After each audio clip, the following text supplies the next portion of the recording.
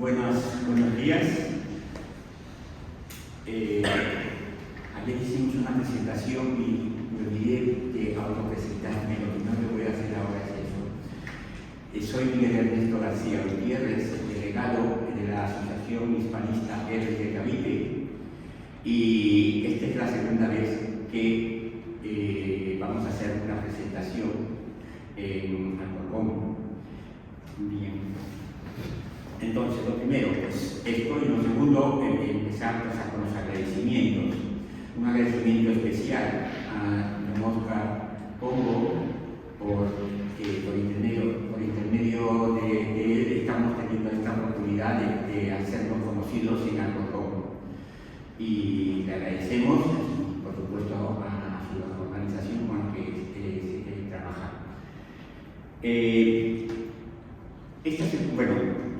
También quiero decir, agradecer a vosotros, por supuesto. Esto se está grabando, va a estar en nuestro canal de YouTube, que es de la Asociación de Cavite, como insisto.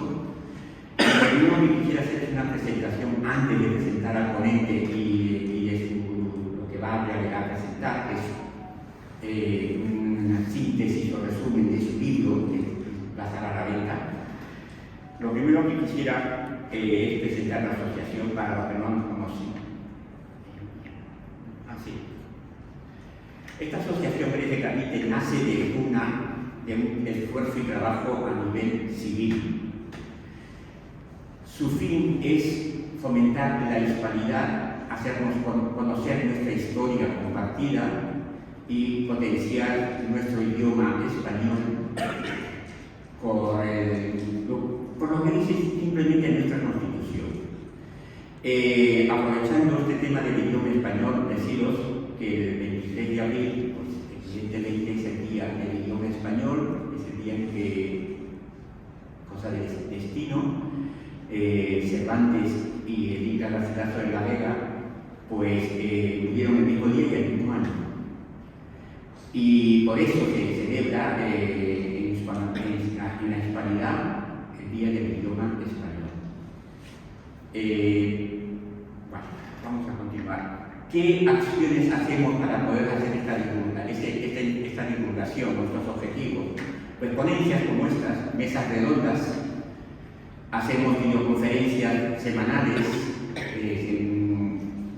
con hispanistas que presentan sus libros, etc. Hacemos giras por toda Hispanoamérica, por hispanoamericanos que vienen a España, porque tenemos delegaciones en muchas provincias, como luego vamos a ver, y también en los colegios. Nos presentamos en los colegios para dar presentaciones, por ejemplo, de documentales, como el de Linares, su primer documental, y ahora en Hispanoamérica, evidentemente, está ahora en el cine. Bien. Acciones concretas es lo que acabo de decir: el idioma español, la evangelización hispana, el mestizaje y las leyes de India. Cada una de ellas tiene una fecha y eso nos sirve a nosotros para organizar distintas actuaciones específicas del tema. Aprovecho con el tema de que estamos muy cerca del 23 de abril, como nuestro ponente va a hablar de la historia de Cataluña y su importancia en cómo ha sido manipulada. Si nos puede decir en un momento de su charla algo relacionado con la inmersión lingüística catalana, pues te lo agradecería. Hoy mismo en León, nuestra delegación está haciendo una jornada sobre el tema del idioma español, tal como les estábamos hablando. Nosotros tenemos delegaciones en distintas provincias de España, por lo cual si un hispanista, por ejemplo, de Hispanoamérica, lo que colaboramos con él es en hacerle una ruta por distintas provincias según el tiempo y lo que él considere, acordamos, evidentemente, para que haga el mismo acto en distintos puntos del territorio español. A nivel del mundo, sobre todo en América y también en Asia y en Europa, tenemos delegaciones o tenemos asociaciones con las que colaboramos conjuntamente y hacemos cosas coordinadas. Somos una asociación, me he olvidado de comentarlo, que es muy importante, hispanista, cultural, apartidista, y somos voluntarios y altruistas, es decir, todas las personas que trabajamos en la asociación lo hacemos de manera voluntaria, no por que quede claro. Y somos apartidistas en el sentido que la asociación no está afinada a ningún partido político. Otra cosa es que cada persona tenga alguna línea política que tenga, eso ya está en particular de cada uno.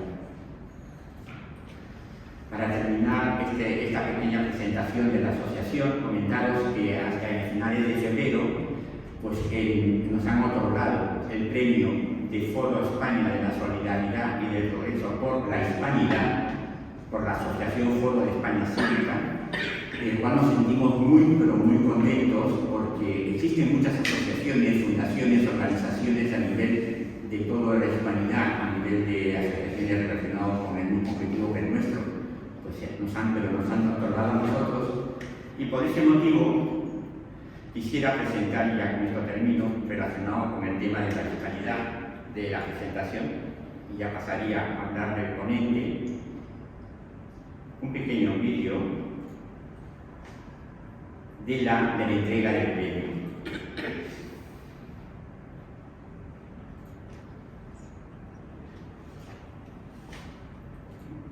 Ahora me dice que no ve, no se puede ver. A ver un momento. Un play. Ahora sí. Vale.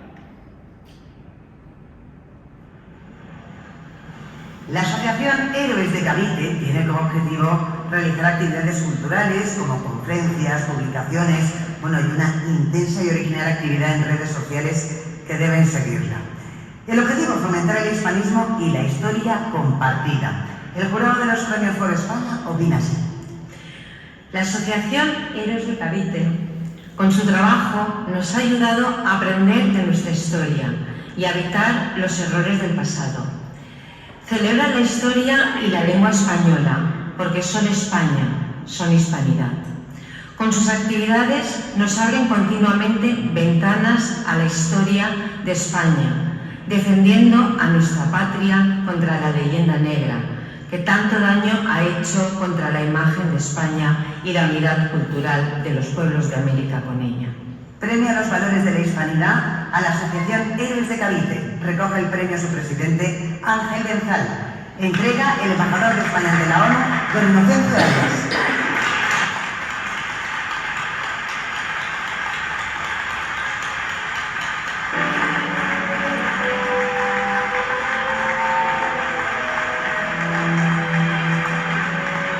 Este premio es un reconocimiento para los 2.300 hispanistas que están en los diferentes grupos de Héroes de Cavite en todo el mundo, especialmente para los 130 compañeros que están colaborando de forma activa para que desde la sociedad civil a la que pertenecemos se conozca la realidad histórica de la hispanidad. Así, sintiéndonos orgullosos de nuestra historia compartida, podremos trabajar juntos e ir alcanzando metas que sirvan para proyectar hacia el futuro una hispanidad que sea un espacio común de oportunidades para todos. Quien quiera asociarse o conocer más sobre nuestra asociación, le recomendamos que siga nuestra página web y redes sociales. Os esperamos. Muchas gracias. Bien. Perdona, Luis, me he equivocado. Luis Pogo.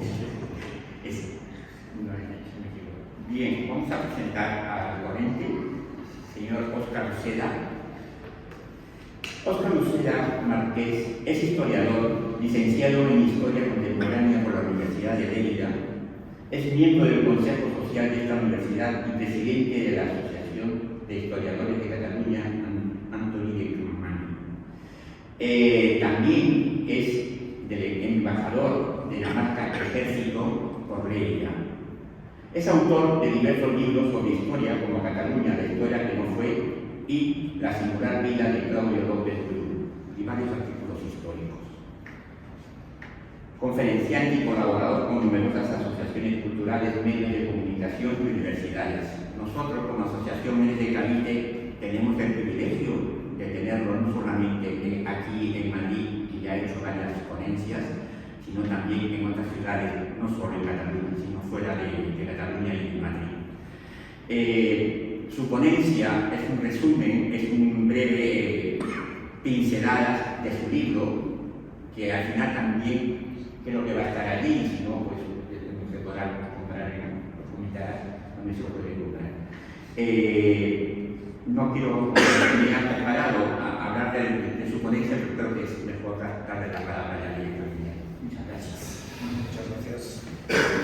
Sí. No, te pones aquí para Sí, sí, sí.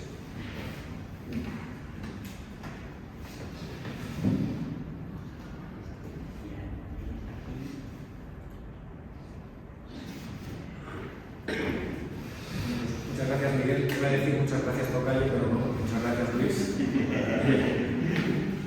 Y nada, muy agradecido de poder estar aquí en Alcorcón hablando no exactamente de historia de Cataluña, sino, como bien dice el título del libro, de Cataluña, la historia que no fue.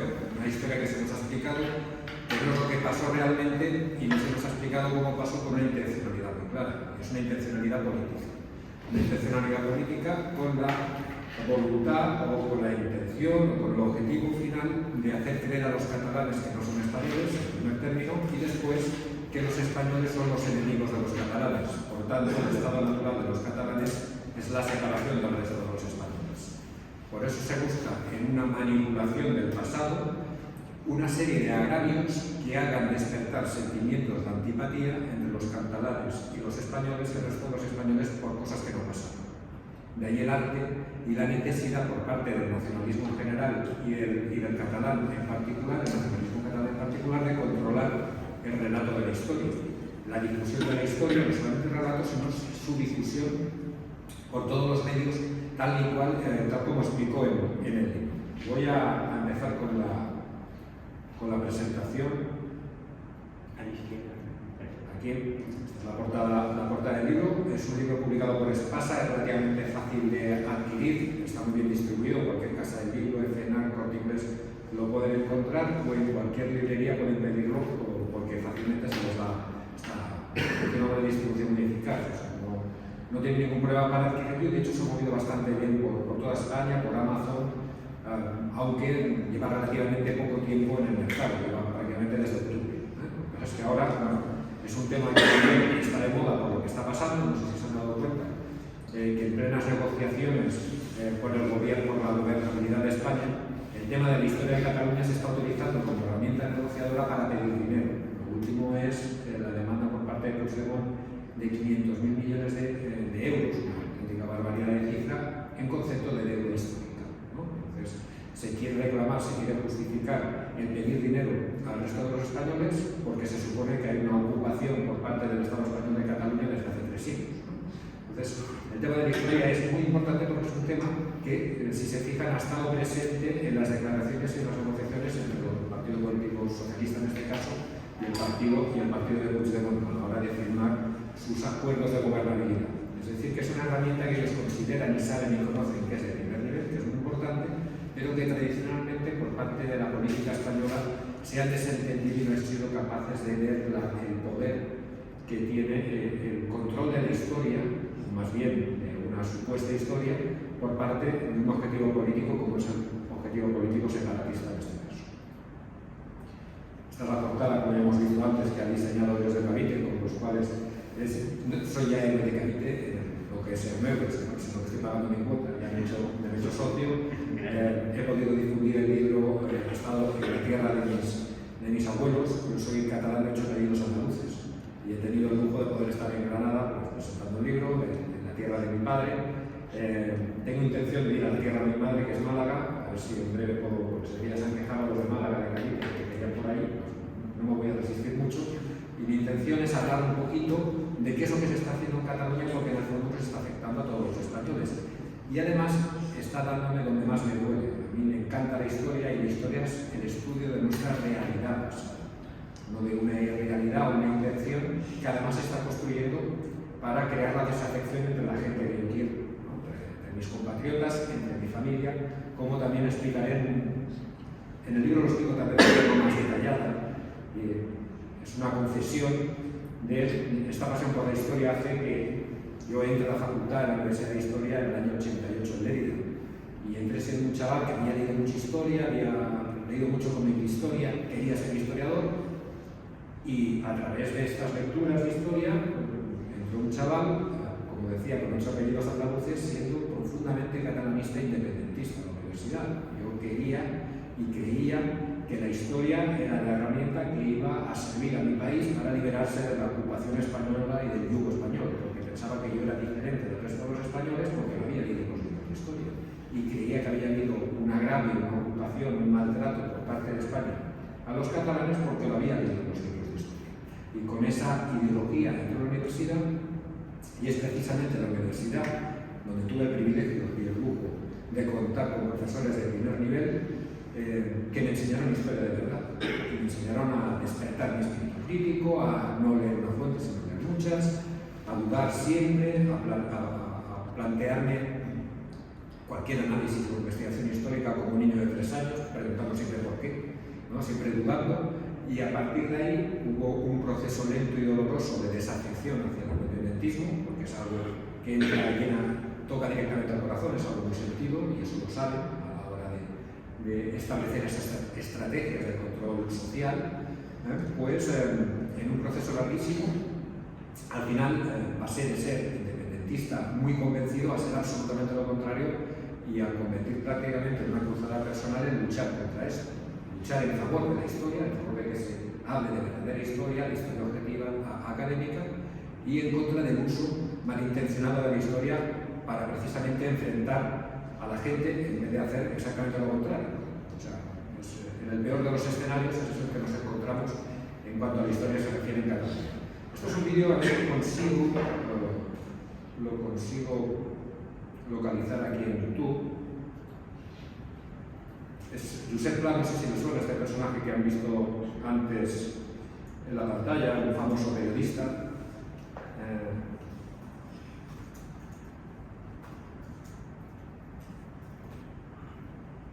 Le hacen una entrevista en Televisión Española del año 1974, donde se le plantea que es un catalán, ¿no? Es un vídeo muy cortito, de 16 segundos. Pues hablemos entonces del catalán, puesto que usted nos llevó hacia eso. ¿Cómo es el catalán? Bueno, el catalán es un ser, en fin, que se ha pasado la vida siendo un español 100% y le han dicho que tiene que hacer otra cosa. Bueno, se quedan con la frase, un catalán es un español que se ha pasado toda la vida siendo un español al 100% y ahora han dicho que tiene que ser otra cosa. Los de Bolsa Cataluña.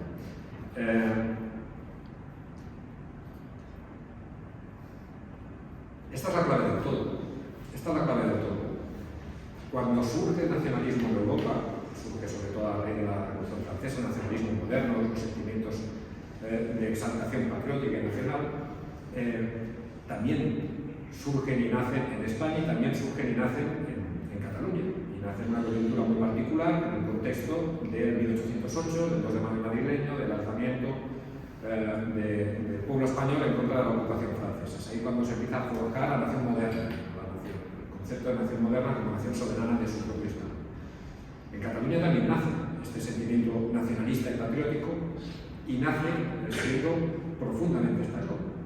El nacionalismo de los catalanes, los que se alzan contra los franceses en 1808, son profundamente españoles, no tienen ninguna duda de que son españoles, se consideran incluso, y así fue durante la primera mitad del siglo XIX, se pensaba o decía en sí mismos que no había nada más español que ser un catalán, y esa es la materia prima con la que empieza a trabajar el primigenio nacionalismo catalán, primero cultural y después político, que nace a partir de la segunda mitad del siglo XIX. Es decir, partimos de un español 100% al que ahora le han dicho que tiene que ser otra cosa. ¿Y cómo se lo dicen? Se lo dicen sobre todo a través de la historia. Y como decía, la historia tal cual o una historia controlada Bueno, pues catalán funcionaba aquí, así sí que funcionaba. Como les comentaba, cualquier proceso de construcción nacional, el que sea, o de consolidación, cuando se empiezan a forjar estas naciones estados, estos estados burgueses a principios del siglo XIX, tienen que buscar sus cimientos en la historia, en la explicación, en la justificación de estos estados a través de la historia del pasado y apuntalados o apoyándose en un pilar que es la lengua. Básicamente este sería el modelo básico, y el modelo básico que también inspiraría a los primeros nacionalistas catalanes, a los primeros independentistas independentistas catalanes que nacerían a finales del siglo XIX, pero que cogerían fuerza, como veremos, en una fecha trascendental en la historia de España. Hablábamos de la historia, el conocimiento y el pilar que sería la lengua, ¿no? Un modelo típico, como se vio en Alemania, como se vio en Italia, etcétera, etcétera. En el diagrama cultural, que sería la primigenia, es un doble patriotismo, no es un nacionalismo que pretende separarse de España, sino que empiezan a buscar hechos diferenciales con el resto de los españoles, separando entre castellanos y catalanes, entre el castellano y el catalán son diferentes, que tenemos una historia diferente, y es donde empiezan a crearse los primeros mitos, los primeros agravios, no en este caso para separarse de España, pero sí para disputar, digamos, o así lo entendían ellos, el poder en España de los castellanos, que entendían que habían tenido el poder desde hacía siglos, ¿no? el control del poder del Estado español, y en una burguesía naciente catalana pretendían sustituir al castellano por el catalán. Y aquí en este primer conflicto empiezan a hacer una interpretación de la historia que empieza a crear y a generar los primeros mitos de fundación nacional, que serían usados después por los independentistas. ¿Cuál sería el momento clave? El momento que explicaría cuando se unen los dos elementos fundamentales para que en un territorio determinado triunfe un proceso de construcción nacional, un movimiento independentista. Es la fusión, el maridaje entre una intelectualidad, que aunque sea marginal, que está dispuesta a trabajar por la independencia, y una burguesía que también lo esté, dispuesta a financiar estos intelectuales, para empezar a crear el caldo de cultivo y empezar a transformar a las gentes y a su mentalidad para que empiece a crecer dentro de esa sociedad un sentimiento de independencia, ¿no? de separación, en este caso, del resto de España. En ese momento es la guerra civil. Una vez se pierde Cuba, en Cataluña es cuando alguna élite intelectual y económica se empieza a plantear que el proyecto español no les interesa y que tienen que trabajar por un futuro Estado catalán separado del resto de España. Es marginal, no son muchos, pero empiezan a trabajar en esta línea, y es cuando empiezan a surgir también los hitos, ¿no? la ofrenda, por ejemplo, el hecho de que la Diada Nacional de Cataluña, como dicen ellos, sea el 11 de septiembre, para rememorar el 11 de septiembre de 1714 y el fin de la Guerra de Sucesión, nace precisamente en este contexto. La primera ofrenda floral por jóvenes independentistas surge precisamente en este primer contexto de la Guerra de Cuba y de pérdida de Cuba y de cambio de siglo. Es en ese momento cuando empieza a generarse y empiezan a tomar forma, y es en el momento que cae Cuba cuando sí que se invierte más, sí que se crece más este movimiento, y a través de las elecciones municipales, etcétera, etcétera, empiezan a tomar poder. Empiezan a tomar poder y empiezan a utilizarlo para ir haciendo crecer este movimiento. Después veremos ejemplos de qué elementos van construyendo y van creando para generar este ambiente, que es la base de todo, que insisto, ¿no? Que es intentar explicar, hacer ver a los catalanes que no sois españoles, intentarles quitar esa idea de la cabeza, decirles que son diferentes, poniendo encima de la mesa los hechos diferenciales, y después de que el español es el malo, es el enemigo, es el que nos obliga. La técnica o la táctica que se utiliza. Entonces, lo que decíamos, ¿no? ¿Para qué la historia? ¿Por qué esta obsesión por controlar el relato de la historia? Primero, la historia es una ciencia. Es muy diferente de que un historiador académico venga y explique una versión donde parece ser que demuestre que realmente los catalanes son diferentes del resto de los españoles en primer lugar y que son nuestros enemigos. Pues buena parte de la gente se lo cree, porque no viene de alguien que se supone que se lo saca de la chistera, sino se supone que un científico social te lo está explicando. Y sí que hay historiadores académicos ya desde entonces que abiertamente, y es una cosa que pasa en Cataluña, se autodefinen como catalanistas. Es decir, a tu oficio le pones el calificativo, el adjetivo de catalanista, cuando realmente estamos hablando de ideología política. Entonces, al momento que tú te defines como historiador y como catalanista, es que tal vez tu interpretación del pasado esté influido mucho por tu ideología política. Y es lo que pasa en Cataluña. Entonces, esta historiografía académica empieza a trabajar en estas líneas, en demostrar que somos diferentes del resto de los españoles, pero a la vez no es tolerante con las diferencias internas. Es decir, se obsesionan en seleccionar aquello que supuestamente nos hace diferentes, ocultan aquello que nos hace parecidos, y por otro lado, en aquello que hace diferente a un catalán del Valle de Arán o un catalán del Delta del Ebro, se oculta y solamente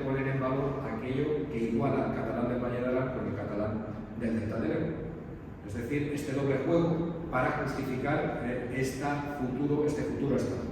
Un Estado, lo iré repitiendo más adelante, y es algo que se desconoce bastante, no se limita a Cataluña. El futuro Estado, el cual se busca y se persigue desde hace décadas, es los Països Catalans. Los Països Catalans abarca Valencia, abarca el sur de Francia, abarca Andorra, abarca la Franja Aragonesa y abarca las Islas Baleares e incluso abarca la ciudad de Alger en Cerdeña.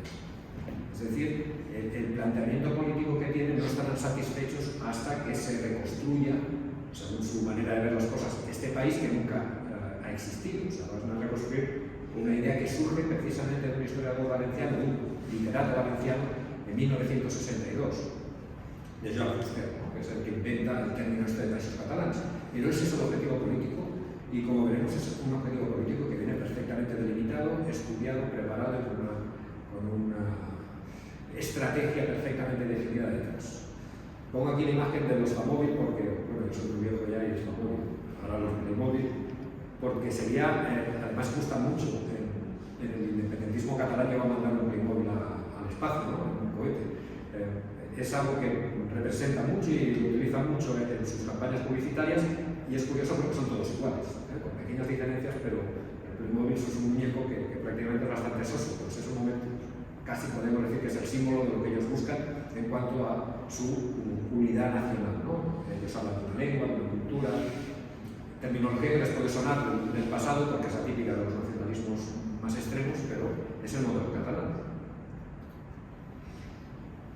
Tenemos la primera parte, ya tenemos claro, o han convencido a buena parte de los catalanes que son diferentes, después tienen que demostrar que somos los enemigos. Esto es una representación ya del siglo XIX, de la guerra de Segadors, o guerra de separación de Cataluña en 1640 a 1659, con una imagen de la reversión castellana sobre Cambrils, en este caso, que entraron a Sanguijuelo y colgaron a los rebeldes, etc. Hay una selección de hechos de la historia donde se esfuerza en poner en un lado siempre la víctima, que son catalanes, y los verdugos son españoles, aunque en realidad no fuera así. Y estos hechos, estos agravios, se van repitiendo de forma continua para hacer creer a la gente que hay un pasado continuado de opresión y de salvajismo por parte de los españoles contra los catalanes. Aparte, hay otro control, otra obsesión del nacionalismo, de la historiografía nacionalista, y es en imaginarnos un pasado medieval, en nuestro caso, donde éramos independientes supuestamente y éramos una superpotencia, donde todo era maravilloso, superadelantados, además protodemocráticos, era una auténtica maravilla, un deber en la tierra, pero también para justificar que si en el pasado nos fue bien sin los españoles, en el futuro nos irá bien otra vez si nos libramos de los españoles. Y explican y tienen esta narrativa de la Edad Media catalana de que fue todo estupendamente hasta que llegaron a gobernar, llegaron a la monarquía, llegaron a ser reyes de la corona de Aragón en la casa de Trastámara, la casa de linaje castellano, y a partir de ahí es cuando las cosas empiezan a torcer, ¿no? Pues estos son elementos utilizados tradicionalmente por la historiografía más seria, después hablaremos de la menos seria, por la más seria, para justificar siempre lo mismo, ¿no? Estas ideas fuerza que les estaban contando. Aquí una campaña publicitaria no sé si de la Asamblea Nacional de Cataluña, de Òmnium Cultural, ¿no? De que en el futuro, si en España nos va a ir bien, un futuro independiente, le preguntaban a la gente, ¿tú qué crees que cómo será Cataluña en el futuro? ¿No? Pues aquí alguien, hicieron un montón de carteles que repartieron por toda Cataluña, alguien dijo, un país donde tengamos helado para postre todos los días. Una tontería, pero ellos buscan, ¿no? Pues cuando le preguntaron a la gente ¿para qué te quieres independizar? Pues dijeron esto, ¿no? Y lo pusieron en postes por todas las ciudades. Entonces el tema es cómo todo esto hemos explicado, cómo lo hacen. Hay dos fases, podemos decir, separadas, que empiezan, como hemos explicado antes, con los primeros movimientos organizados con estos controles de la historia y de la lengua tras la pérdida de Cuba, pero hay un momento, yo creo que es fundamental, que es el que nos define y el que explica cómo estamos ahora, cómo hemos llegado hasta aquí, que es el conocido como Programa 2000. No sé si han oído hablar ustedes del Programa 2000. Bueno, pues es la clave de todo. El Programa 2000 es un documento generado por el gobierno, los primeros gobiernos de Jordi Pujol. Cuando él llega en los primeros 80, Pujol al gobierno de la Generalitat, se da cuenta de que los catalanes que se encuentran no son lo suficientemente catalanes, que son demasiado españoles, y tiene que desespañolizar a los catalanes. Y para hacerlo necesita activar una serie de herramientas de control social, de ingeniería social, y reúne un think tank, un grupo de lingüistas, de historiadores, de comunicadores, de periodistas, de técnicos, de los más amplios sectores de la sociedad, y les encarga un proyecto de cómo transformar este famoso programa 2000, de cómo ir transformando la sociedad catalana y de los países catalanes, no solamente en Cataluña, para crear una base social suficiente para crear un nuevo país, se dice así, se expresa así, un nuevo país dentro de Europa que se llame Países Catalanes. Hay un objetivo, estoy hablando de finales de los 80, en el que se busca esto y preparar un think tank con recursos de la Generalitat de Cataluña destinados, no sé si reúnen unas 200 personas en total, entre unos y otros, de técnicos, gente muy conocida también, ¿no? que aún está activa en la política y que estuvo en estos primeros movimientos, para llevar a cabo este programa 2000. Hay 5 pilares, yo me voy a centrar en el que me ocupa, que es la historia. Ellos tienen muy claro, yo es un tipo inteligente, un estratega. Él tiene claro que un proceso de este tipo es un proceso a largo plazo, y tenía muy claro que una frase que le definía, que era avui paciencia y demà independencia, soy paciencia y mañana independencia. La sociedad no estaba preparada para ser independiente, para separarse de España, tenían que prepararla y eso requería tiempo. En el tema de la historia, él marca una serie de hitos, pasando evidentemente por el control de la educación, el control, y lo especifica así, el control también del contenido de los libros de texto, el contenido de los libros de historia, hasta que lo consiguen, el contenido, por ejemplo, o el control de los inspectores de educación, que también lo consiguen, y todos estos puntos que ellos se van marcando los van consiguiendo, y poco a poco, como veremos más adelante, evidentemente, pese a que se fue aumentando el grado de autonomía de Cataluña, paradójicamente fue aumentando el grado de independentistas y fueron aumentando el grado de independentistas en Cataluña, porque se fueron cocinando a fuego lento a través de estas herramientas, teniendo la historia como fundamento, como cimiento. Este programa 2000 se filtra en derecho de 1990, no es un tema desconocido. Aquí está en el periódico de Cataluña, pero también quiero recordar La Vanguardia, el País también salió, con todo detalle, se filtró y se publicó todos estos hitos que se han ido cumpliendo y se han ido permitiendo. Es decir, no es algo que se desconozca por parte de los diferentes gobiernos españoles desde los años 90, es algo perfectamente conocido, pero que no se le ha dado importancia. Y es más, se le ha dejado entre los temas que ocuparían a la historia, que venían en el programa 2000 y se aprobaron en el Parlamento de Cataluña, como el declarar himno nacional del Sega 2, que después explicaré el punto del Sega 2, o como construir un museo de historia, que siempre insisto en que Madrid o España no tiene un museo de historia y Barcelona tiene un museo de historia de Cataluña, lo hicieron por algo. Esto se aprueba en el Parlamento de Cataluña por unanimidad. Es decir, todos los partidos presentes en el Parlamento lo sabían, a pesar de que sabían que era con este objetivo. Vamos a ponernos un poquito en lo que es la realidad fría y dura. Entonces, aquí entramos evidentemente a qué herramientas diseña este programa 2000 para esta transformación a través de la historia de la sociedad catalana.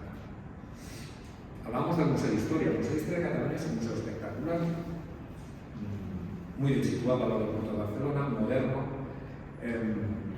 Se funda en el año 93 y prácticamente no tiene objetos históricos que mostrar. No es un museo, o es un museo de historia, porque tiene objetos de valor ni cosas que digan, mira, la armadura de Jaume I, no sé qué tal, no lo tiene. Es un museo diseñado para comunicar todas las ideas fuerza que le estaba comentando antes, la existencia de un Estado que es los países catalanes. O sea, no es un museo de historia de Cataluña, es el museo de historia de los países catalanes.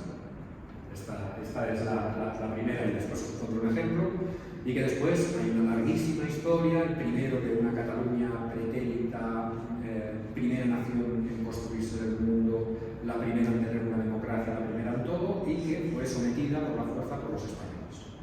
Y que desde entonces nos salió fatal, y que a lo mejor en el futuro, si nos libramos de esta gente, han llegado siendo museo de historia han llegado a hablar del futuro, ¿no? O sea, cuando nos quitemos de esta gente, pues nos irá fantásticamente.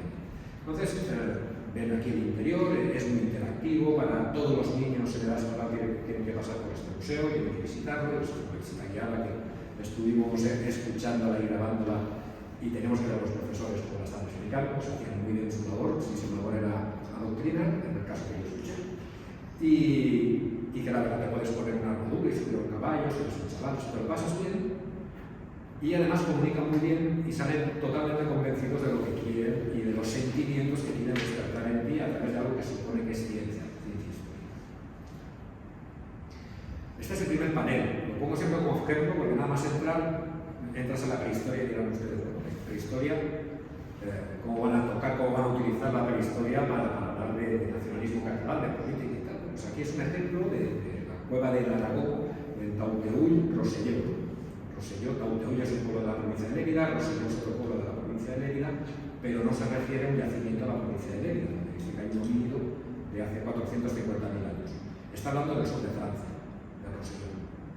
Y aquí en la descripción te pone, desde el Paleolítico inferior, como verán abajo, el periodo más remoto de la prehistoria, las actuales tierras catalanas han sido testigo interrumpido de las actividades humanas.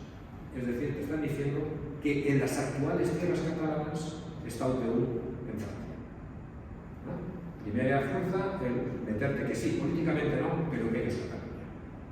Y lo acaban siempre, es un mensaje final, ¿no? Y así, a lo largo de todo el recorrido en este Museo de Historia, que ya les digo que es agradable de ver, es un museo muy bien diseñado. Otro ejemplo, también para enlazar un poquito como este pequeño bombardeo de estas ideas fuerza para meter a los catalanes en la cabeza que nuestro estado natural no es España, sino son los países catalanes. Así se da el tiempo en Cataluña, en Teletres. Te dan el tiempo en Perpiñán, en Mahón, en Palma de Mallorca, en Ibiza, en Castellón, Valencia, Alicante, Fraga, Andorra, La Vella. Claro, en Zaragoza no, en Madrid tampoco, pero sabemos el tiempo que hace en Perpiñán.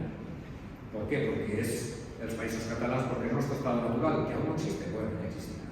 Y esto viene haciéndose desde hace décadas en Cataluña. Y con este objetivo, ¿no? El pequeño bombardeo de pequeñas ideas para que al final la gente, como veremos al final, lo raro es que en vez de un 40% no sean el 80% ya, que se sientan catalanes y no se sientan españoles, pero ahí así y con esta objetivo han ido trabajando. Esto es un tuit del Museo de Historia de Cataluña del año 18, donde hacían una recolecta de objetos que estuvieran relacionados con los hechos que estamos viviendo en Cataluña, ¿no? Para que sirvan de testimonio al futuro. Pero claro, si ven aquí solamente hablan de los independentistas. Estaba por aquel entonces, en el 18, estaba como vicepresidente de Sociedad Civil Catalana. Un año antes estuve en la Junta de Sociedad Civil Catalana que organizó la manifestación del 8 de octubre. Allí reunimos un millón de personas de forma inesperada. Fue increíble, increíble. No se puede explicar con palabras. Y esa gente era completamente ignorada, pese a ser catalanes, en este Museo de Historia de Cataluña, que no es de Cataluña, que es de los paísos catalanes, pero tampoco es de los paísos catalanes. Son los independentistas catalanes de los países catalanes, porque los demás ahí no entramos, ¿no? Es su museo con un objetivo político muy claro, que es el de la separación. Hay otra parte, que también viene inseparable, de estos nacionalismos más extremos, que es que no solamente son diferentes, es que somos mejores, somos superiores a ellos. Por eso nos vamos no solamente porque nos ofendan y nos agravien, sino porque además son una rémora, no podemos desarrollarnos como pueblo porque esta gente nos está arrastrando hacia abajo, ¿no? Como eso. Y es aquí donde viene una narración, unos ejemplos puntuales del control de la historia, para demostrarle que somos mejores, ya no solo que el resto de los españoles, sino mejores que el resto del mundo. Tenemos la nación más antigua del mundo, nacida en el año 988. Esto fue una campaña pagada por Jordi Pujol en el año 1988. Técnicamente es una auténtica barbaridad. O sea, aparece por primera vez en un texto el nombre Cataluña en torno al siglo XII, no sé si el XII o el XIII, y se supone que éramos una nación 300 años antes. Imaginaos vosotros que vivís en un estado y preguntáis, ¿qué país es? No lo sé, porque aún no han inventado el nombre. Pero de aquí 300 años ya lo sabemos, ¿no? Aquello no fue coger un momento de la historia de un conde en una relación feudataria con un rey de Francia y a través de eso se monta la película de que ya éramos una nación y que nos separamos de Francia, ¿no? Pues bueno, eso que fue ya incluso discutido por los propios historiadores académicos catalanes, pues fue una campaña de historia llevado por los políticos y por la Generalitat que tuvo su éxito y que fue comprada también por buena parte de la clase política española, que apuntar. Aquí estamos hablando de otro ejemplo de hasta qué punto interesa el control de la historia, interesa meter una historia supremacista y como un personaje como como Pau Casals, en este caso, el violonchelista, en la ONU, siendo un hombre muy mayor, un hombre culto, un violonchelista fabuloso, buena persona, por lo que tengo entendido. Ya era muy mayor cuando lo invita a la ONU en el 1972, y él habla de Cataluña, ¿no? Hay un vídeo de un par de minutos que pueden ver también en YouTube, donde explica que él es catalán, a una provincia de España, pero antes la nación más antigua de Europa, y que éramos el lugar donde se hizo el primer parlamento del mundo, y porque fuimos la cuna de la ONU, empezaron a venirse arriba y tal, y al final acaba llorando y abrazándose al secretario general de la ONU. Todo lo que dice Pau Casals, que se lo cree que se había aprendido en la escuela ya de época de la comunicativa de la República, en los años 20-30, todo es mentira. Son exageraciones, manipulaciones que se les explicaban en las escuelas para hacer ver a los niños que éramos superiores al resto. Es evidente que primero el Parlamento, que se supone que es el primero de Europa, no es cierto, el primero fue León, y encima que son parlamentos feudales que no tienen nada que ver con los actuales, ¿no? Y lo de la ONU es de traca porque se refiere a los pactos de paz y tregua, de paz y tregua de la Gata Oliva durante la Revolución Feudal en el año 1000, por decirlo así, en torno al año 1000, en que lo que se pacta al final, algunos nobles del sur del actual sur de Francia y norte de Cataluña pactan de que no se puede matar el domingo, no puedes matar a menos de 30 metros de una iglesia, que son las sagredas, las famosas sagredas, y que además no puede robar a la iglesia so pena de excomunión, ¿no? Pues esto que se supone que es una tontería que no tiene nada que ver es lo que se vendía a los niños, y lo que acaba este hombre con 90 y pico años creyéndose que era la cuna de la ONU. Con el tal también de justificar, uno de los grandes problemas que se encuentran también es, tenemos un pasado medieval maravilloso, pero nuestro estado se llamaba Corona de Aragón. ¿Cómo vendemos esto? Pues ya en 1972 se publicó un libro por Antonio de Bofarull y Brocá, que es la Corona Catalana Aragonesa, y es el primero que se inventa este término, Corona Catalana Aragonesa, y incluye allí porque tuvieron, como decía, el problema de que el archivo de la Corona de Aragón se llama Archivo de la Corona de Aragón, y ese supuesto reino donde éramos tan maravillosos se llamaba Aragón. Hemos de meter Cataluña en el nombre como sea, y ellos lo hacen de esta manera, y es algo aceptado hoy en día en el mundo académico, cuando la intencionalidad política es muy clara, ¿no? Pues es otra de las pequeñas victorias que consiguen. Otro de los grandes mitos que repite de forma reiterada incluso la prensa madrileña que decimos allí, la ABC, tal, pues ahora empiezan a ponerlo en duda, porque tenemos 132 presidentes de la Generalitat. Esta idea de que tenemos para vender sobre todo, de que somos una democracia desde 1359, se dice pronto, ¿no? Cuando se forma la Diputación del General, que se llamaba así, o Generalitat, que sí que se funda en este momento de la historia, pero que olvidan decir que realmente no era ningún tipo de gobierno autonómico, era una especie de organismo de los tres brazos, de los tres poderes, que era la Iglesia, la nobleza urbana y la nobleza, la alta nobleza, para que se cumpliera lo que se había pactado en Cortes. Normalmente eran temas impositivos, más que nada como una hacienda, ¿no? Para controlar los impuestos. Y que además, quien dirigía la mesa, que no tenía presidentes, tenía que ser siempre el diputado eclesiástico de mayor edad. Es decir, que hasta 1714, cuando se extingue la antigua Diputación del General, tenías que ser eclesiástico. Para que tú seas heredero de este movimiento, pues yo no creo que el señor Aragonés haya pasado por el seminario, ¿no? Pero han vendido esta idea e incluso he llegado al extremo de que más cuando era presidente de la Generalitat, creo que era el 129, no quiso, estaba en pleno proceso separatista y no quiso atenderle a Washington, no quiso recibirlo a Obama, y le echó en cara de que Obama era el 40 y pico presidente de los Estados Unidos cuando él llevaba el 129. O sea, que no está apuntando, ¿no? Lo que se vino arriba con el tema, se lo utiliza, y lo utiliza de forma reiterada, para decir, nosotros tenemos una larguísima tradición. De hecho, que la Generalitat actual se llama igual que la antigua, se debe a un malagueño, a un diputado del PSOE, en el año 31, cuando Macià declara unilateralmente el Estat català, todo el contexto de las elecciones municipales, la huida del rey, etcétera, etcétera, se presenta una delegación del primer gobierno republicano y le dice, oye, por aquí no puedes ir, admitimos una comunidad autónoma y le hemos de buscar un nombre. Y después de largas negociaciones se le ocurre el nombre, ¿por qué no nos llamamos Generalitat? ¿Os llamáis Generalitat? ¿Cómo se llamaba este organismo medieval? Y así, pues mira, pues buena idea, porque además el palacio se llama así, pues realmente lo que comparte la actual Generalitat con la antigua pues es el local y el nombre, un poco más, lo demás es completamente diferente. Pero se utiliza y se acepta por la clase política del resto de España, ¿no? Este golpe.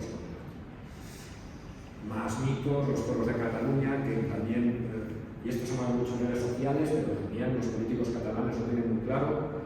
Hay unos fueros, unas constituciones que se llaman en Cataluña así, los fueros donde parecen casi calcadas de las constituciones de Cádiz, que se supone que son de 1701, donde dice que Cataluña es todo aquel territorio de la catalana que abarca Valencia, abarca Mallorca, tal. La típica descripción, ¿no?, que puede tener una constitución moderna, pero que es una invención de 1872 también, otra vez, ¿no?, por otros dos señores que escribieron y se inventaron unos fueros que no tienen nada que ver con los fueros de aquel momento que hablaban de desinsaculaciones. Los fueros originales de 1701 discutieron durante media corte porque el rey tenía el privilegio de desinsacular a aquellos cargos públicos insaculados por las autoridades catalanas, porque no se elegían mediante el voto, se elegían los cargos mediante insaculación. Es decir, ponían un saquito, no sé si fue en Úbeda o en Baeza, que hacían sorteo, que ponían un saquito con unas bolitas con los nombres en el saco, y una mano inocente te saca la bolita, y es el que en ese caso pues, era presidente, o era tal, o era un cargo tal sitio, o tal.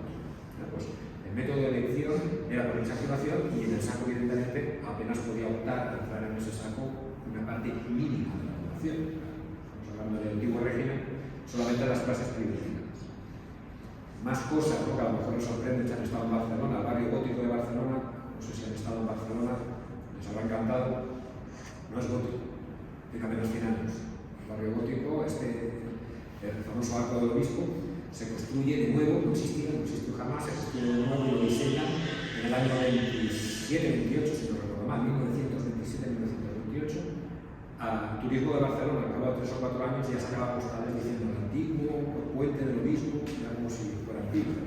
La fachada de la Catedral de Barcelona la financia el banquero Gironi, sacaba en 1912. Buena parte hay una tesis doctoral de Coppola que te explica los pormenores de cómo prácticamente el 90% del barrio gótico de Barcelona es de construcción e invención de los. Se reconstruyó en buena parte, se ideó, sobre todo por Puig i Cadafalch, el arquitecto Puig i Cadafalch, un modelo de cómo tenía que ser la Edad Media catalana, y lo que se hizo es demoler lo original y reconstruir, siguiendo esta ideología, con materiales que se habían extraído de las demoliciones que se habían hecho para Lixante. Pues había, como si tuvieran un tente gigante, ¿no?, pues había, un lego gigante, pues tuvieron las piezas y después reconstruyeron allí pues un barrio gótico chulísimo, pero que estaba diseñado prácticamente mucho más bonito, mucho más floreado de lo que anteriormente había, que era mucho más tosco y mucho más austero. Aquí viene también, como insistir en lo que estábamos comentando antes, es muy importante decir que los odian, muy importante también odiarlos y despertar estos sentimientos de odio. Conocerán que el himno nacional de Cataluña, lo que he dicho antes, era el Segadors. No sé si conocen la letra. Vale. Se refiere al Corpus de Sacre de 1640, donde una rebelión, en este caso de segadores, no tenía en realidad, venía por otros motivos, se dedicaron a perseguir por Barcelona a los castellanos y a matarlos con las hoces. Los perseguían, mataron al virrey, mataron a quien podían hablar castellano, pues lo cagaban porque habían dicho que eran los culpables de todo lo que estaba pasando. Bueno,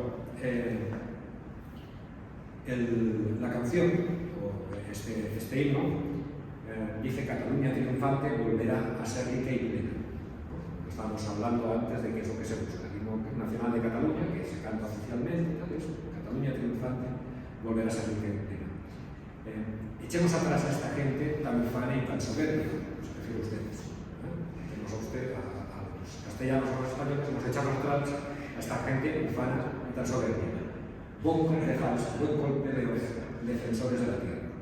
recordando a cómo se tiene que echar atrás a esta gente capital soberbia, que es a base de poderes catalanes. Este es el himno nacional de Cataluña que se canta hoy en día, aprobado por el Parlamento catalán, con este título de nacional, unánimemente en el año 93 también.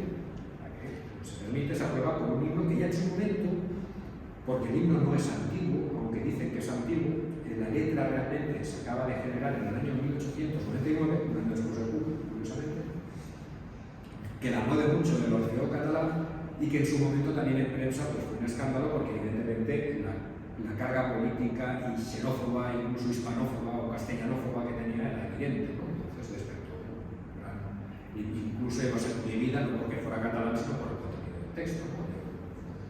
Una canción, pues digamos, discutida.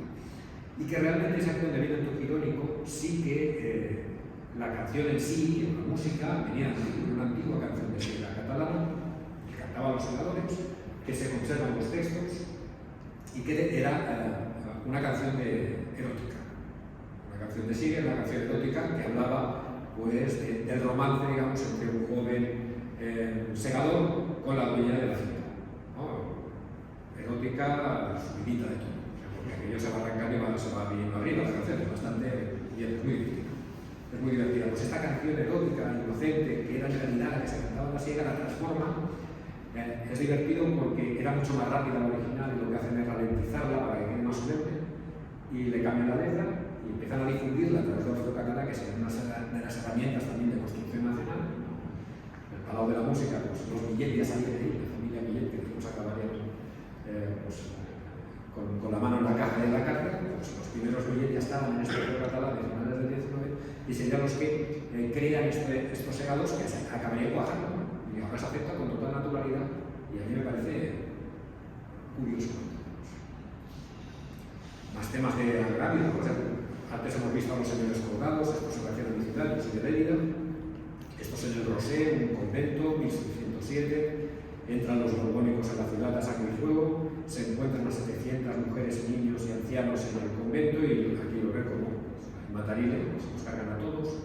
Esto es un cómic que se publica en el año 2007, cuando yo ya había publicado el libro ese año, y además se difundió de forma gratuita en un periódico local en San Jordi, o sea, se hicieron 25.000 copias, o sea, lo tenían prácticamente toda Lérida, toda la provincia de Lérida, donde se explicaba que no era cierto. La documentación de la época habla de 4 muertos y eran religiosos, y que estos 700 muertos se habla por primera vez de ellos en 1985. Historiador local, sin darme una cita ni explicar la fuente, realmente a la hora de 700 dice que mataron a 7.000 leridanos aquel día en aquel convento, cuando la ciudad tenía 4.000 habitantes. Pero cuaja y hoy en día aún se hacen ofrendas florales, sobre todo los partidos más radicales independentistas continúan haciendo la ofrenda floral todo el 11 de septiembre en este sitio. ¿Por qué? Aunque sea mentira. Porque no podemos dejar escapar otra justificación, otro agravio, otra matanza que nos han hecho los españoles, aunque esa matanza no se hubiera realizado. Más ejemplos, en Barcelona se han estado también, esta es el Fusar de les Moreres, una plaza, un pebetero que tiene una llave eterna, allí es un fosa, es una fosa común, ahí están los defensores, enterrados los defensores de Barcelona en 1714, o eso les hubiera gustado, porque realmente no hay nada, no hay una fosa común allí. Y aunque se sabe, y han hecho muchas excavaciones que no hay fosa común, el Ayuntamiento de Barcelona se gastó un pastizal en hacer una plaza que es un homenaje a los que están enterrados allí, que no están enterrados, ¿no? Entonces, todos los 11 de septiembre por la noche, los 10 de septiembre por la noche, pues van allí, se hacen una ofrenda y el otro día es muy divertido porque se pega la extrema derecha independentista con la extrema izquierda independentista, es una tradición también de los últimos años. Pero es curioso precisamente por eso. Ahí, la primera excavación es de enterramientos tardomejanos. ¿Qué tendría que ver? Después está lo que comentábamos antes también, que hay cosas que sabemos que pasaron, pero no puedo decirlas, porque nos rompen el relato, que estamos construyendo de que nosotros diferentes y ellos malos.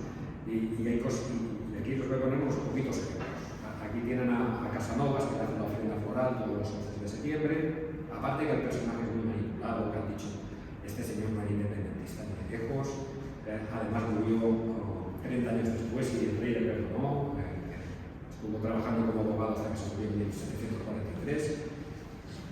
Aparte de todo eso, él era el equivalente al que hoy en día sería el alcalde de Barcelona, era Consejenca, ¿no? Y eso que sale con la bandera de Santa Eulalia, no combatía en aquel entonces con la sillera, con la bandera de Santa Eulalia. El último día soltó la negra con la derecha cuando estaban a punto de atacar los borbones. Todo el mundo lo conoce, sale en todos sitios, hay libros sobre él, y al lado ponemos a su antecesor, que se llamaba Francesc de Nicolau i Sant Joan, en el momento que es asesinado en 1706 por un exaltado austracista acusándolo de borbónico. Es decir, que tenemos al antecesor de Casanovas, que no aparece ni en la enciclopedia catalana ni en ningún sitio, porque se lo cargan, siendo el alto cargo, el mayor cargo de la ciudad de Barcelona, se lo cargan por ser del otro bando. ¿Por qué lo ocultan? Porque si explico que en realidad de los bandos enfrentados, como era España y el otro Cataluña, y que encima nosotros las víctimas y ellos los verdugos, resulta que al único cargo catalán que matan, bueno, de hecho, a él no, mataron también al que ellos llaman presidente de la Generalitat, murió con un bombardeo austracista de Barcelona, unos meses antes. Los dos únicos altos cargos muertos los matan los austracistas, los borbónicos, pero sin embargo los malos son los borbónicos. ¿Qué hacemos? Los enterramos, los olvidamos, hacemos la condena esta, incluso después del muerto que hacían los romanos, y aquí prueba solventada, pero es curioso el cómo también nosotros, los historiadores de Cataluña, desde nuestra asociación, lo que hacemos es también sacar a relucir a todos estos personajes olvidados de la historia de Cataluña. Otro tema ya en general olvidado, lo que os comentaba antes, el momento de la guerra de independencia en Cataluña es de exaltación patriótica española brutal. Cataluña es el único territorio donde se mantiene en pie el ejército español toda la guerra, porque lo acogen y lo sostienen la gente de los pueblos en Cataluña, sobre todo la gente de la parte central de Cataluña, de Olot, de Vic, justamente las zonas actuales donde el independentismo más fuerte. Pero eso es lo que sostiene en su momento al ejército español.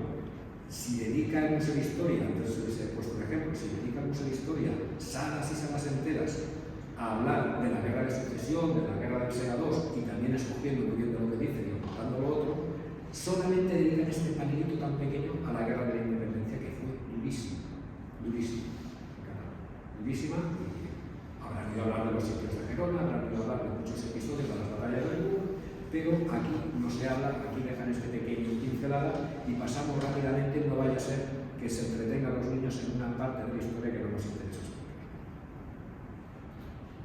Esto es otro ejemplo de las masacres en este caso. Esta es mi ciudad, Lérida, la Soubella, la antigua catedral, 1810, no 1707. Ellos hacen grandes reconocimientos de los 700 muertos que no murieron en 1707, pero aquí, según las fuentes francesas, y sí que la cantidad de documentación es enorme, que viene a hablar de lo que sucedió esta noche de 1810 a 1810, el propio mariscal Suchet, que fue el que bombardeó, esto es un bombardeo directo con mortero, sobre una masa de población civil que intentaba refugiarse a pies del castillo. Estuvieron bombardeándola durante toda la noche y el informe de bajas francés habla de 3.000 muertos y de tirarse en 2 días arrojando cadáveres al río para evitar epidemias. El informe francés del propio mariscal Suchet. Es una masacre conocida en los libros de historia de la guerra de independencia de la época, se conoce, incluso en su época se consideró una barbaridad. El propio mando francés no lo oculta en ningún momento que lo hizo, pero a estos señores se les olvida.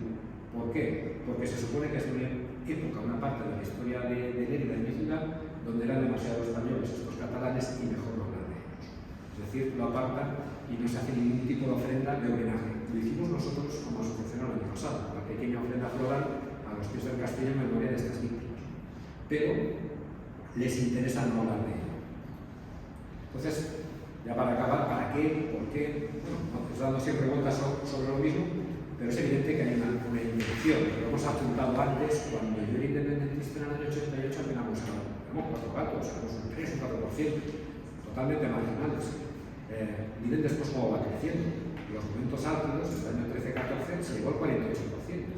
Y ahora estamos en torno, aquí hablamos del año 19, en torno al 34, se está más o menos estable en esto.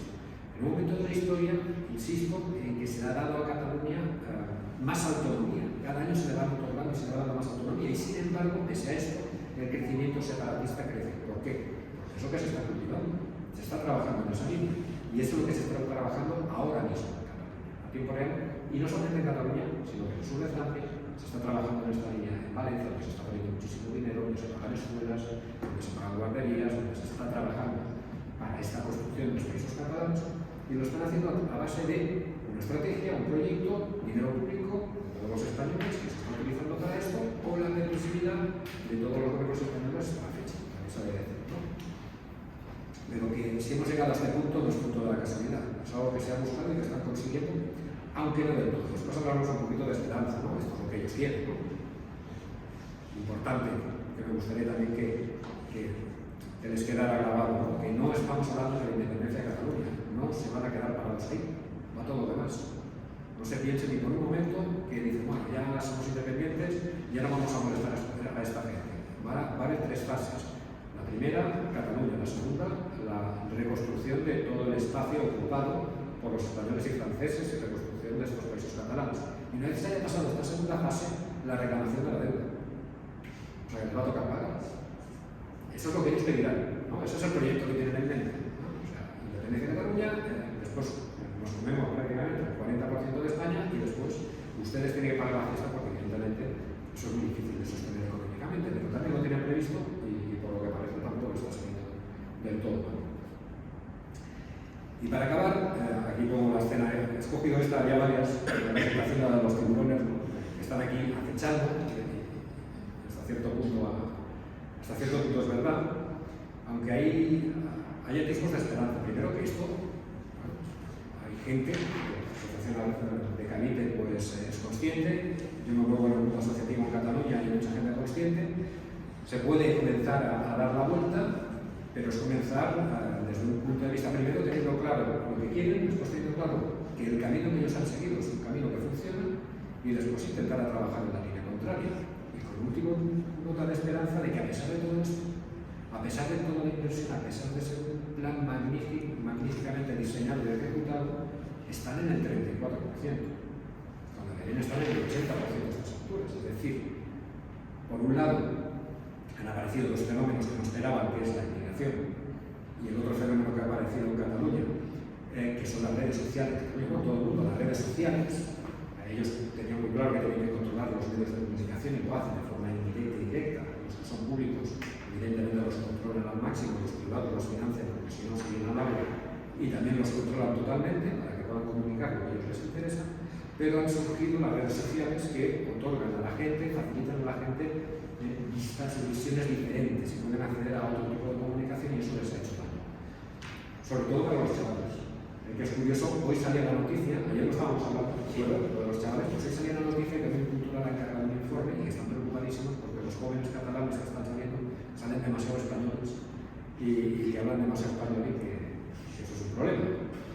Y es verdad, a las nuevas generaciones se han encontrado, tal vez también por el tema del COVID, porque se aburrían en casa, pues estaban más en internet y la oferta cultural que te ofrece internet o que te ofrece el español es muchísimo mejor que el catalán.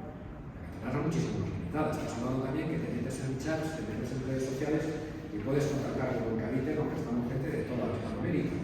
Te da una facilidad para comunicarte que lo haces a través del idioma que te abarca, digamos, te abre más posibilidades, pues tener 500 millones de personas con las que poder repartir que 7 millones tirando al lado, que seguramente sea la mitad, ¿no? Los que realmente usan el catalán de forma habitual, ¿no? De 4 cifras. Y esto les está haciendo daño. Se está intentando reaccionar por parte de la Generalitat de forma torpe, las radios las tienen todas copadas, ponen reggaetón en catalán, a ver si así los niños pues se animan y tal, pero no funciona. Y es más, los profesores que son de mi generación, que en mi época éramos lo más moderno y lo más maravilloso, ir con nuestras pintas y tal, hoy en día son los plastas. Debería ser profesor carca, que te está dando el peñazo y que encima está con el catalán todo el día, y que conozco a chavales que tienen 13, 14, 15 años, que además con las clases, hablando aquí de tener inversión, aquí tenemos 2 horas de catalán y español, los 2 horas de español, lo demás tiene que ser todo en catalán. Le resulta antipático, además como fuerza, el catalán se está imponiendo, o sea, no es una cosa que yo cuando la aprendí, pues la aprendí de forma libre, por decirlo así, ¿no? Y yo hablo, soy bilingüe real, yo salto del catalán al español y no me doy ni cuenta. O sea, no tengo ningún problema en hablar catalán, pero es que al rechazarte, no creas antipatía. Piensen que en Cataluña, que me he encontrado con gente que se piensa aquí que es un mito. En las multas lingüísticas, el año pasado no sé si fueron 3.000 multas lingüísticas en Cataluña. Es que si no retulas correctamente, te cae una multa de 2.000, 3.000, 4.000, 5.000 euros. Es que es poca broma. Pues te obligan a ponerte y pasar por el tubo con el tema de la lengua catalana, porque para ellos es el pilar donde se sostiene todo, y hay un intento, no de ellos lo justifican porque es una lengua débil, hay que potenciarla, lo que se quieren es cargar el español, porque es la competencia. Ellos entienden al español como una competencia, y de hecho, pues, en esa línea trabajan. Por eso es tan importante también, primero, que el resto de España tome conciencia de lo que está pasando, porque esto nos va a afectar a todos. Además, porque lo que está pasando en Cataluña se está extendiendo. No es algo que solamente esté pasando ahora solo en Cataluña, sino que las demás comunidades autónomas están aprendiendo lo malo de lo que se está haciendo allí. Y eso al final tiene un final. Este tipo de procesos de creación de odio de comunidades, pues por definición, siempre acaban como los sobre el coro. Y yo creo que ha llegado el momento de que también se tome conciencia del resto de los españoles. En Cataluña ya se está hace años ya que hay grupos que cada vez tienen más fuerza y intentan enfrentarse a todo eso, pero no podremos hacer nada, podremos hacer ni poca cosa si los españoles del resto de España toman conciencia y empiezan a darle a esto la importancia que tiene. Que ellos tienen un plan, lo están ejecutando, lo van haciendo, nos llevan 40 años de ventaja. Que esto para deshacerlo va a costar otros 40 años, pero se han empezado a trabajar bien. Y por eso también, y ya acabo, repito, el agradecimiento tanto a la Casa como a Eros de Gavite por la